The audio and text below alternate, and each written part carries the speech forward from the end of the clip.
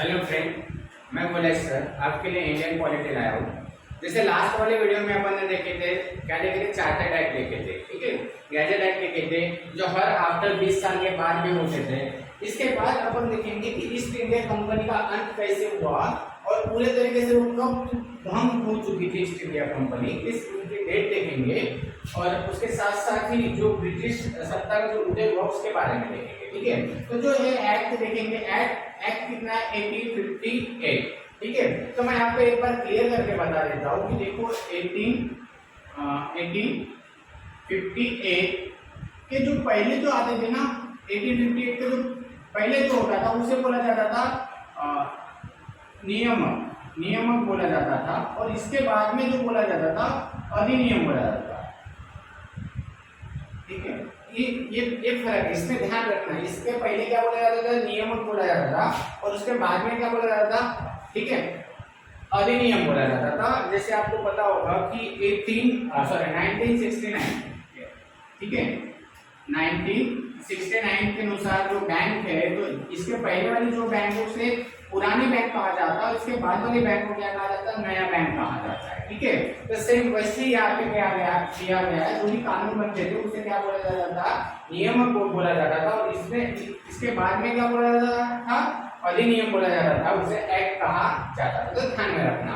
तो ये एक्ट 1858, इसे भी ताज का शासन कहा जाता है। इसे क्या कहा जाता है, ताज का शासन, ठीक है। इसे क्या कहा जाता है, ताज का शासन। और क्या जरूरत पड़ी कि ताज का शासन शुरू हो, तो इस आपने हिस्ट्री में पढ़ा होगा कि 1857 में क्या हुआ था, एक विद्रोह हुआ था, काफी बड़े पैमाने में हुआ था, जो प्लासी की लड़ाई हुई थी। वहां पे क्या हुआ था, प्लासी की लड़ाई हुई थी। इसी के कारण जो इंग्रज थे, ब्रिटिशर थे, वो डर गए थे कि और फिर ना ऐसा कोई विद्रोह हो, ऐसा ना कोई संग्राम हो जिससे भारत से हमारी ईस्ट इंडिया कंपनी को, ठीक है, भगा देंगे। तो इसी के चलते हुए ईस्ट इंडिया कंपनी किसके हाथों में चली गई, डायरेक्ट, ठीक है।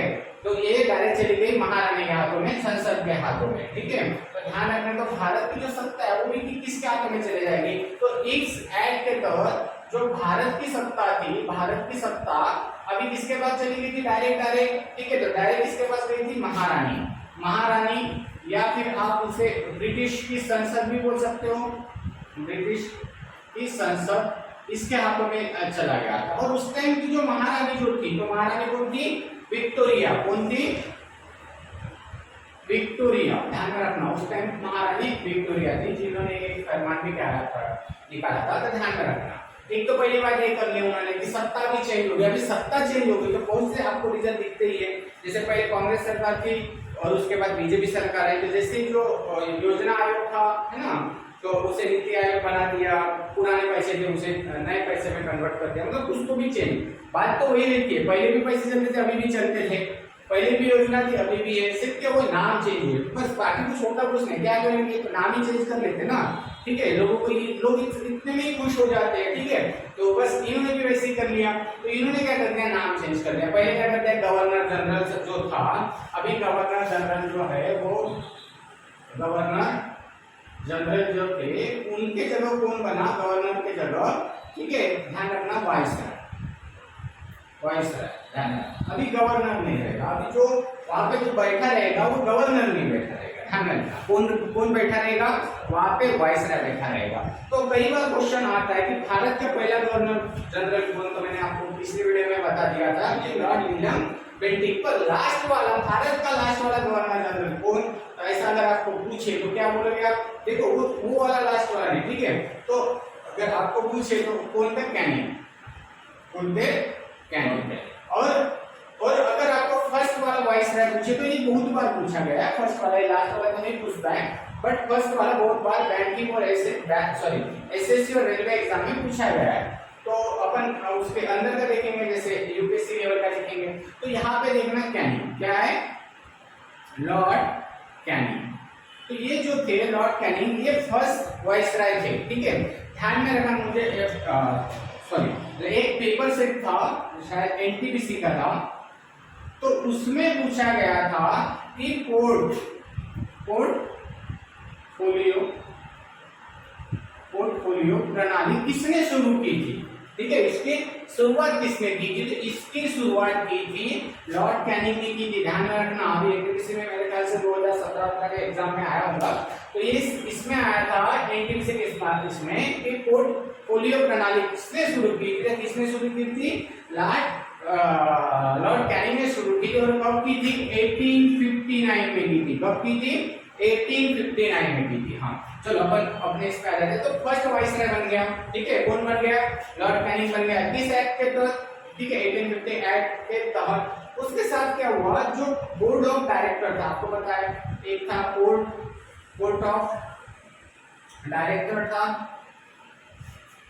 बोर्ड ऑफ डायरेक्टर था, और साथ ही साथ बोर्ड, ठीक है, बोर्ड ऑफ कंट्रोल था। तो इसे हटा दिया। अब इसे क्या कर दिए? यहां से हटा दिए, ठीक है, इसे क्या करते हैं? यहां से हटा दिए, इसे बंद कर देंगे, अभी इसकी कोई जरूरत नहीं, ठीक है। इन दोनों को मिला के उन्होंने क्या किया? ये सेक्रेटरी ऑफ स्टेट, ठीक है, सेक्रेटरी ऑफ स्टेट मतलब भारत का, सॉरी, सेक्रेटरी ऑफ स्टेट मतलब राज्य का सचिव। देखो कौन किसको बनाया गया इस एक्ट के तहत? राज्य का सचिव, ठीक है, राज्य मतलब स्टेट, ठीक है, सेक्रेटरी ऑफ स्टेट बनाया गया, ये नई पोस्ट बन गई इन दोनों को मिला के। और इसके हेल्प के लिए, इसके मदद के लिए कितने लोग थे? 15 सदस्य इसके मदद के लिए, ठीक है, इसके मदद के लिए। मैं आपको एक बात बता देता हूँ कि जो सचिव जो रहता था, ठीक है, मैं आपको एक क्वेश्चन देता हूँ, इसका मुझे कमेंट में आंसर देना कि पहला सचिव कौन था? State first secretary of state कौन था? तो मुझे बताना, ठीक है। मैं आपके लिए एक क्वेश्चन छोड़ के जा रहा हूँ। वाइसराय, गवर्नर, ये तो आपको पहले ही पता है कौन है। मैं आपको ये पूछ रहा हूँ कि पहला राज्य का सचिव कौन था, ये मुझे बता देना, ठीक है। तो देखो 15 सदस्य इसके लिए चुने गए, ठीक है, इसके मदद के लिए। और एक बात मैं आपको बता देता हूँ कि सचिव जो था ये वाइसराय से भी ऊपर था, ठीक है, ऐसा नहीं था। इसके मतलब इसके हाथ के नीचे कौन रहता था? वाइसराय रहता था। देखो सबसे बड़ा मतलब, देखो पहले भी क्या होता था? पहले भी तो यही था ना, जो गवर्नर जनरल था ये किसके अंडर में रहता था? ये बोर्ड ऑफ डायरेक्टर या बोर्ड ऑफ कंट्रोल, इसके हाथों के नीचे रहता था, ठीक है। तो वैसे ही अभी क्या हुआ, ये एक सचिव रहता था, वो सचिव के नीचे वो रहता था वाइसराय। क्योंकि अगर कुछ भी डिसीजन लेना है तो उसको पर इसकी सलाह लेना पड़ेगा। किसकी सलाह लेना पड़ेगा? ये सेक्रेटरी की। अगर सेक्रेटरी ने बोल दिया कि हाँ तो फिर हाँ करना है, अगर सेक्रेटरी ने बोल दिया कि उस डिसीजन को करना, तो वाइसराय कुछ भी नहीं कर सकता, ठीक है। बट दोनों में एक फर्क था, जो यहाँ का जो वाइसराय जो था, तो वाइसराय जो इंडिया में रहता था, जो भारत में रहता था, अपने देश में रहता था, ठीक है, इंडिया में रहता था। और ये कहाँ रहते थे? तो ये रहते थे इंग्लैंड में। जो दो लोग थे, 2 पर्सन थे, जो ने 2 लोगों को बनाया गया है, तो उसमें से ध्यान में रखना, जो वाइसराय था उन्हें कहाँ पे कर दिया? वहां पे इसको, ठीक है, यहाँ का इसको इंग्लैंड में रखा गया है और इसे क्या कर दिया? भारत में रख दिया गया है। साथ ही साथ यहाँ पे शिक्षण प्रणाली भी आई है, ठीक है, और साथ ही साथ क्या करते हैं यहाँ पे? एजुकेशन जो था, शिक्षण जो थी प्रणाली शुरू कर दी, ठीक है, शिक्षण प्रणाली क्या कर दी? शुरू कर दी। और बोला था कि कोई भी भेदभाव नहीं किया जाएगा, है ना। उस टाइम में क्या रहता था? गोरे और काले ज्यादा बोलते थे, जैसे जो कोई गोरे बोलते थे वो इंग्रज रहते थे, समझ में आना। तो ऐसे उसका कोई भेदभाव रहेगा नहीं। और 1 नवंबर 1858 में रानी विक्टोरिया ने एक जाहिर किया था, एक पत्र जारी किया था। ध्यान में रखना, डेट ध्यान में रखना। डेट क्या है? सबसे इंपॉर्टेंट जो चीज है वो डेट है, ठीक है, डेट और महीना, ठीक है। 1858 में, ठीक है, 1858 में उन्होंने क्या किया? एक पत्र का उसे जाहिर किया, और वो कहाँ किया था? इलाहाबाद में, ठीक है। तो रानी विक्टोरिया तो नहीं आई थी, है ना। तो उन्होंने क्या किया था? जो यहाँ के जो उनके प्रतिनिधि थे, उनके प्रतिनिधि यानी कौन? उनके जरिए से कौन काम देख रहे थे? वाइसराय। तो वाइसराय को वो लेटर दे दिया। वाइसराय ने कहा इलाहाबाद लेके गए, यहाँ पे इलाहाबाद, ध्यान में रखना। और इलाहाबाद में जो भारत के जितने भी मतलब जो राजे थे, ठीक है, देशी विरासत थी, उन सभी को बुलाया वहां पे, ठीक है। और वहां पे वो इलाहाबाद में वो फरमान पढ़ाया गया। तो उसी दिन इलाहाबाद एक दिन के लिए भारत की कैपिटल बन गई, ध्यान में रखना, एक दिन के लिए। तो दिन काफी इंपॉर्टेंट है, तो दिन में ध्यान रखना। तो उन्होंने कहा था कि जो भारत, उसमें लिखा था भारत मतलब भारत की जो सत्ता है वो किसकी है, ब्रिटिश की है, इसकी है ब्रिटिश की है, ठीक है। तो आप क्या कर सकते हो, अभी आप इसे जो भारत की जगह है उसे डायरेक्ट क्या कर सकते हो, अभी ब्रिटिश के लोग है, ठीक है। मतलब भारत के लोग नहीं है, इसमें भारत की जगह नहीं है, इसकी है ब्रिटिशर की जगह है, ब्रिटिशर के लोग है, ऐसे बोल सकते थे। अभी जो भेदभाव आपके लिए नहीं किया जाएगा, आप जो बड़े बड़ी पोस्ट है वो इंग्रज के लिए भी है, वो आपके लिए भी है, ठीक है। मतलब कोई भेदभाव नहीं किया जाएगा, ये कहा गया था एजुकेशन में। और इसमें भी आपको कुछ भी अधिकार हो तो आप बोल सकते हो, ठीक है। ऐसा उन्होंने एक लॉलीपॉप दे दिया था जो भारतीय जनता को, इसलिए क्योंकि फिर ऐसा 1857 जैसा विद्रोह ना हो कोई, ठीक है। और तो ये इतना ध्यान में रखना, ये सब लिख लेना, ठीक है।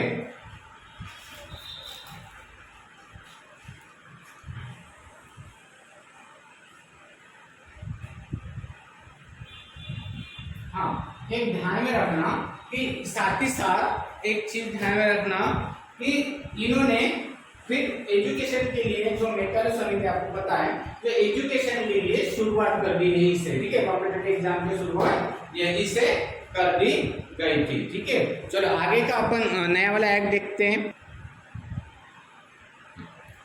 अभी ये वाला एक्ट देखते हैं, इंडियन कॉन्स्टिट्यूशन, ठीक है, इंडियन कॉन्स्टिट्यूशन मतलब भारत की परिषद 1861। ये 1861 जब मैं एग्जाम दे रहा था शायद 2018 या 17 में, तब ये क्वेश्चन आया था राज्य सेवा में, ठीक है। तब शायद 17-18 का पेपर होगा, उसमें क्वेश्चन आया था कि संवैधानिक और ऐतिहासिक दृष्टिकोण से महत्वपूर्ण एक्ट कौन सा है, ठीक है। तो ये जो है, तो आपको यहाँ पे दो चीज दिखेगी आपको, एक है संवैधानिक और साथ ही साथ ऐतिहासिक दृष्टि से सबसे महत्वपूर्ण जो एक्ट है वो कौन सा है, 1861 वाला जो है, 1861 वाला एक्ट इंपॉर्टेंट है, ठीक है। इसमें क्या क्या हुआ था, तो इसमें आपको मैं बता देता हूँ कि दो इंपॉर्टेंट पॉइंट हुए थे, ठीक है। कितने पॉइंट हुए थे, दो इंपॉर्टेंट पॉइंट हुए थे।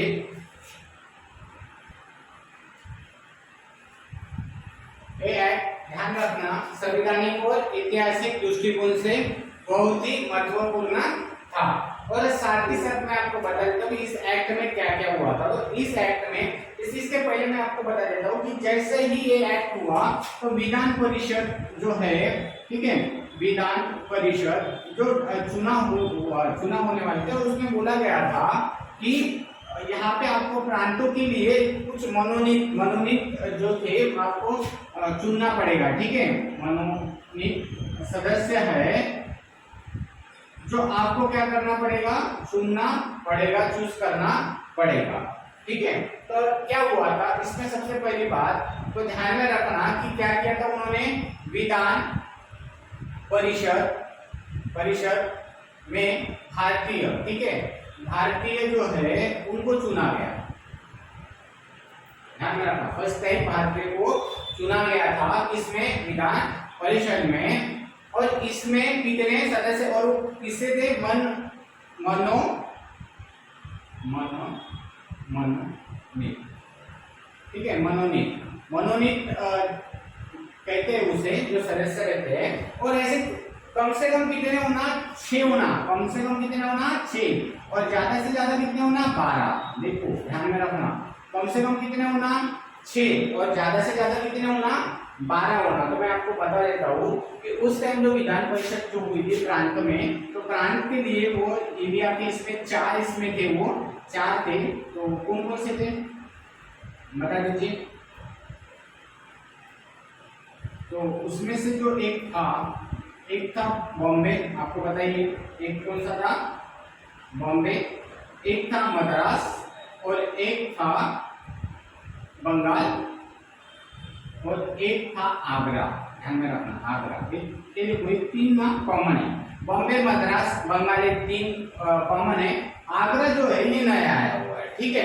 तो हमारे सदस्य कम से कम कितना चाहिए, 6 चाहिए, और ज्यादा से ज्यादा कितने चाहिए, 12 चाहिए। उसमें से 6 में से हाफ हाफ मतलब जितने भी आप चुनोगे, मतलब 6 कम से कम या 12 या बीच में 8 जितने भी चुनोगे उसमें से हाफ हाफ क्या होना, मतलब आधे क्या होना, आधे भारतीय चाहिए और आधे क्या चाहिए, आधे ब्रिटिश चाहिए,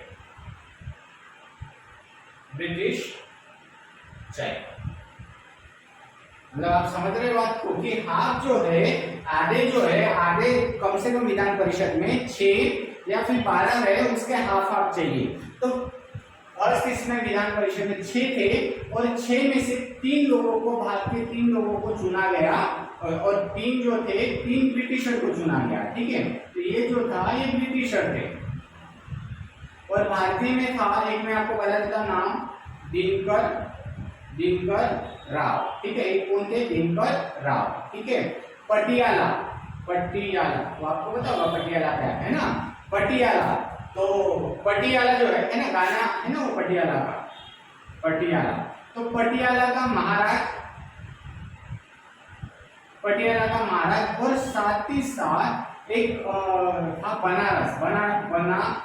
बनारस का राजा, ठीक है। तो इन तीनों को वहां पे क्या किया था, सबसे पहले मनोनीत किया गया था, मनोनीत सदस्य चुना गया था। समझ गए इस एक्ट में क्या हुआ था। दूसरा सबसे इंपॉर्टेंट पॉइंट इसमें क्या हुआ था वो देखते हैं। जो फॉरेन एक्ट लगा था इसपे, सबसे पहले क्या लगा था, फॉरेन, मतलब जो भारत के लोग है, जो भारत के लोग है, उससे क्या किया, जो भारत के लोग है वो कहाँ रहते थे, वो फॉरेन में रहते थे, परदेश में रहते थे, मतलब जो फॉरेन में रहते थे, ठीक है। तो फॉरेन में रहते थे तो उसके लिए भी एक एक्ट लगा था, तो वो एक्ट था 1869 में, ठीक है। इसी एक्ट में आता है, ठीक है। तो फर्स्ट टाइम लगा था, जो भारत के जो लोग है पर वो कहाँ रहते, फॉरेन में रहते हैं, ठीक है। तो उसके एक एक्ट लगा था और साथ ही साथ मैं आपको बता दूं कि एक और एक्ट लगा था 1873 में। क्या हुआ था 1873 में, कभी भी मतलब कंपनी है, कंपनी कौन सी, ईस्ट इंडिया कंपनी भंग की जाएगी ऐसी घोषणा की थी। क्या की थी, घोषणा की थी कि भाई अभी ईस्ट इंडिया कंपनी की कोई जरूरत नहीं है, अभी हम कभी भी इसको क्या करेंगे, बंद कर देंगे, यानी भंग कर देंगे। तो उन्होंने क्या किया, 1 जनवरी, कौन सा 1 जनवरी, मेरा बर्थडे की जनवरी है, ठीक है। तो 1 जनवरी 1874, ठीक है, 1 जनवरी 1874 को ईस्ट इंडिया कंपनी को बंद कर दिया। देखो जहां से जिस कंपनी ने, ठीक है, शुरुआत की थी एक व्यापार के जरिए से, धीरे धीरे उन्होंने भारत पे राजकीय पॉलिटी में घुसे और राजकारण में घुसे और भारत पे राज किया। आज उस कंपनी क्या हो गई, आज वो कंपनी बंद हो गई, ठीक है। तो एक मैं आपको बात बता देता हूँ कि हर जो चीज है वो कैसे रहती है, रिसाइकल रहती है, वो जो कभी ना कभी चेंज होता ही है, समझ में आ रहा है। आप अगर आज स्ट्रगल कर रहे हो तो कभी ना कभी आप फ्यूचर में सक्सेस भी होगे, ठीक है। तो ये है, ये एक सर्कल ही है, ठीक है, ये आने वाला ही है, ये बिल्कुल 100% श्योर है, ठीक है। तो ये जो है, जो ईस्ट इंडिया कंपनी ने इतनी अच्छे से शुरुआत की थी, आज वो क्या हो गई, बंद हो गई थी, ठीक है। तो इस एक्ट में ये सब हुआ। तो ये जो है संवैधानिक और ऐतिहासिक दृष्टिकोण से काफी ज्यादा महत्वपूर्ण था।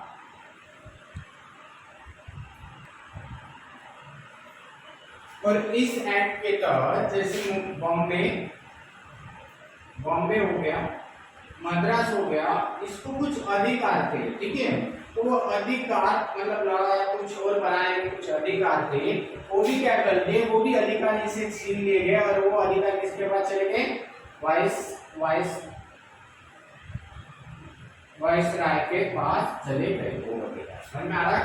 बॉम्बे और मद्रास के अधिकार भी छीन लिए गए और किसके पास चले गए, वाइसराय के पास चले गए थे, ठीक है। तो ये जो एक्ट है ये काफी इंपॉर्टेंट एक्ट है, संवैधानिक और ठीक है, ऐतिहासिक दृष्टिकोण से। उसके बाद का जो एक्ट बना है तो रॉयल डिग्री एक्ट 1786, तो इस एक्ट में कुछ नहीं हुआ है, इतना ध्यान रखना कि इस एक्ट में क्या हुआ है, 28 तारीख को, ध्यान रखना डेट ध्यान में रखना। देखो एग्जाम जो पूछते हैं ना तो डेट के ऊपर ही पूछते हैं, एक क्वेश्चन दो क्वेश्चन तो डेट के ऊपर ही आते हैं कभी कभार, तो डेट इतना इंपॉर्टेंट रहता है कि आपको मतलब जो स्कोरिंग मार्क है वो बढ़ा सकता है, तो ध्यान में रखना। 28 अप्रैल कब, 28 अप्रैल 1876 में एक फरमान निकला था महारानी विक्टोरिया का, और महारानी विक्टोरिया ने बोल दिया था कि जो भारतीय जो प्रजा है, भारतीय जो प्रजा है वो अब किसकी प्रजा है, अभी वो ब्रिटिश की क्या है, प्रजा है। मतलब जो भारत के लोग हैं वो अभी किसके लोग हैं, ब्रिटिश के भी नागरिक हैं, तो भारत के नागरिक है वो ब्रिटिश के भी नागरिक है, ऐसा उसका कहना था। मतलब भारतीय जो प्रजा है वो ब्रिटिश की प्रजा है। और उसमें कहा गया था कि अगर भारत का अगर कोई राजा उसका अगर कोई अपमान करता है तो डायरेक्टली इनडायरेक्टली मेरा अपमान कर रहा है, मतलब महारानी विक्टोरिया का अपमान कर रहा है, ऐसा उसका कहना था। और सबसे इम्पोर्टेंट बात यहाँ पे जो ब्रिटिश की जो रानी थी, महारानी जो थी विक्टोरिया, उसे जैसे अभी देखो आपको पता है कि एक आधा कोई बड़ा राजा है अशोक जैसा, तो उसे अपन क्या बोलते हैं, सम्राट अशोक बोलते हैं, है ना, सम्राट नाम लेते हैं जो सबसे बड़े। तो इनके सामने अभी जेंट्स से तो सम्राट बोलेंगे, पर ये तो लेडीज है ना, इसको क्या बोलेंगे, सम्राटनी, ठीक है, सम्राटनी, तो ये बोलेंगे। तो इस एक्ट के तहत अभी क्या सभी को कहा गया कि आपको ये क्या है, सम्राटनी है, मतलब डायरेक्ट सम्राट है आपके लिए, मैं आपको मतलब पुरुष अध्ययन में बता देता हूँ। तो ये क्या है, ये डायरेक्ट क्या है, सम्राट है आप सबों के लिए, और रानी है, जिस रानी की जगह उसको क्या कहेंगे, अभी सम्राटनी कहेंगे, ठीक है। और इसके बाद वाला जो इंडियन काउंसिल एक्ट है 1982, उसके बारे में देखते हैं।